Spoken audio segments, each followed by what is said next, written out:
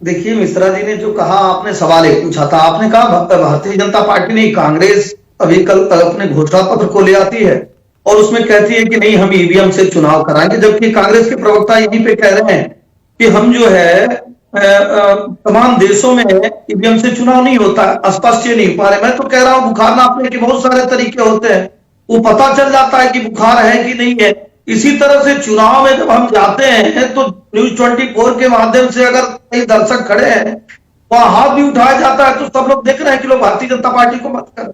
तो मुझे नहीं लगता है कि ईवीएम पर सवाल उठाकर ये माहौल पैदा करना कि जब विपक्षी पार्टियां हार रही है, जो ईवीएम के रास्ते हार रही है। बार बार आप देखेंगे 5 राज्यों का चुनाव हुआ था, 5 राज्योों के चुनाव परिणाम में कांग्रेस के लोगों ने कहा हम चुनाव इसलिए हार गए क्योंकि ईवीएम के नाते हम चुनाव हार गए, और वही कांग्रेस के लोगों ने कहा हमको 10% वोट ज्यादा मिला है। तो मुझे लगता है कि चुनाव आयोग एक स्वतंत्र संस्था है, स्वतंत्र एजेंसी है, वो इस पे जवाब देगी। और जो भी मांग है, चाहे विपक्ष की मांग हो या किसी की भी मांग हो, स्वतंत्र एजेंसियां पारदर्शिता से उसको स्पष्टीकरण कोर्ट में भी देंगी और आपको भी देंगी।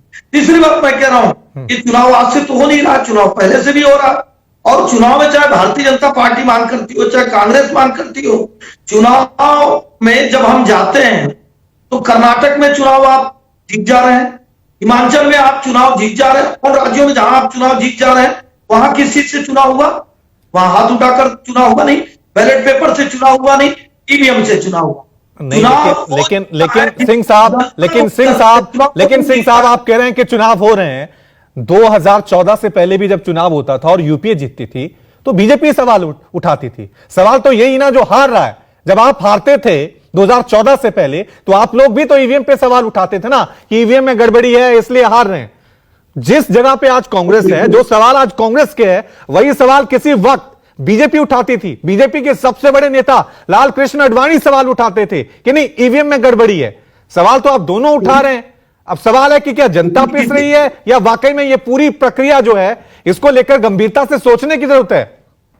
देखिए, चुनाव आयोग एक स्वतंत्र संस्था है और किसी की भी अस्पष्टता के लिए आप जो है आरोप लगा सकते हैं, लेकिन बार बार चुनाव आयोग सभी पार्टियों को, न केवल कांग्रेस और भारतीय जनता पार्टी ने, देश की सभी पार्टियों को, तमाम विधि विशेषज्ञों को, तमाम स्पेशलिस्टों को कहा कि आप आकर दिखाइए कि कहां से गड़बड़ी हो सकती है, और जब उसमें गड़बड़ी नहीं होगी तो फिर आप उसके पारदर्शिता पर कैसे सवाल उठाएं?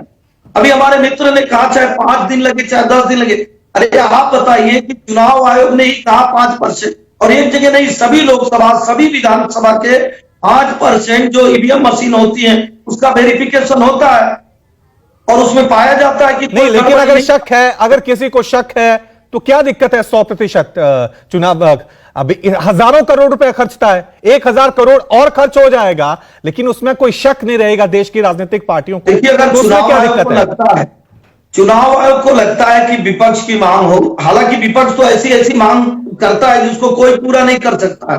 विपक्ष मांग करेगा कि भारत का संसद भवन क्यों बन रहा है, विपक्ष मांग करेगा कि 370 क्यों समाप्त हो रहा है, विपक्ष मांग करेगा 3 तलाक पे कानून क्यों आ रहा है, विपक्ष मांग करेगा कि सीए क्यों आ रहा है। तो विपक्ष तो अपनी सार्थक भूमिका में खुद ही नहीं है। फिर भी अगर ठीक है, ऐसा लगता है, ठीक है, मैं दीपक